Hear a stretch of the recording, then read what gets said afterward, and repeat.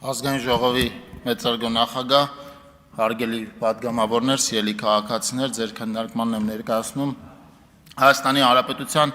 վարչատարածքային բաժանման մասին օրենքում փոփոխություններ կատարելու մասին օրենքի նախագիծը, որով առաջարկվում է Հանրապետությունում շարունակել համայնքների միավորման գործընթացը 3 մարզերում։ Մասնավորապես առաջարկվում է Լոռու մարզում ձևավորել Ստեփանավան միավորված համայնքը, որում կներառվեն ներկայիս Ստեփանավան, Գյուլագարակ և Լոռիբերդ համայնքները, վերջիններիս կազմում ընդգրկված ընդհանուր 20 բնակավայրերով։ Սյունիքի մարզում առաջարկվում է ձևավորել Գորիս համայնքը, ներկայիս Գորիս, Տեղ և Տաթև համայնքներով, վերջինիս կազմում ընդգրկված ընդհանուր 28 բնակավայրերով։ Եվ Վայոց ձորի մարզում առաջարկվում է ձևավորել Եղեգնաձոր միավորված համայնքը, որում կներառվեն Եղեգնաձոր, Արենի և Եղեգիս համայնքները, վերջիններիս կազմում ընդգրկված 32 բնակավայրերով։ Թվարկված համայնքների համար սա միավորման արդեն երկրորդ փուլն է, եթե կարճ ասեմ, ավելի մեծ միավորներում միավորվում են նախկինում միավորված համայնքները։ Վարչատարածքային բարեփոխումների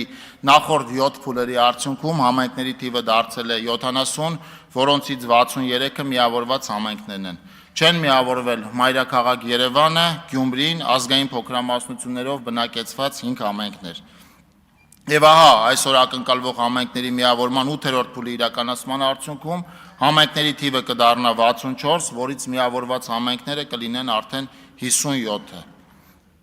Նախագծով հստակեցվում է նաև միավորվող համայնքներում ավականու ընտրությունների նշանակման և թիմ լիազորությունների անցման կարգը, համաձայն որի ընտրությունների հրապարակումից հետո 5-րդ օրը գործող թիմերի լիազորությունները դադարում են և նույն օրը ավականին ստանձնում է իր լիազորությունները։ Ազգային ժողովի մեծարգո նախագահ, հարգելի պատգամավորներ, սիրելի քաղաքացիներ, ուզում եմ ընդգծել, որ համայնքների միավորման գործընթացը համայնքների զուտ մեխանիկական միավորում չի ենթադրում, ավելին այն առաջին հերթին մասնագիտական և ֆինանսական պոտենցիալի միավորում է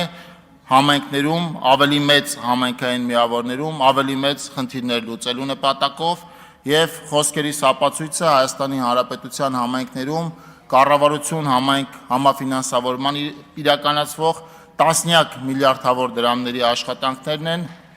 որոնք էականորեն փոխել են Հայաստանի Հանրապետության համայնքների դիմագիծը։ Եվ առաջին հերթին հենց սա հաշվի առնելով խնդրում եմ կողմ քվեարկել համայնքների միավորման հերթական փուլին, միևնույն ժամանակ ուզում եմ ձեզ տեղեկացնել, որ Հայաստանի Հանրապետության կառավարությունը, տարածքային կառավարման և ենթակառուցվածքների նախարարությունը չի պլանավորում այսքանով ամփոփել համայնքների միավորման գործընթացը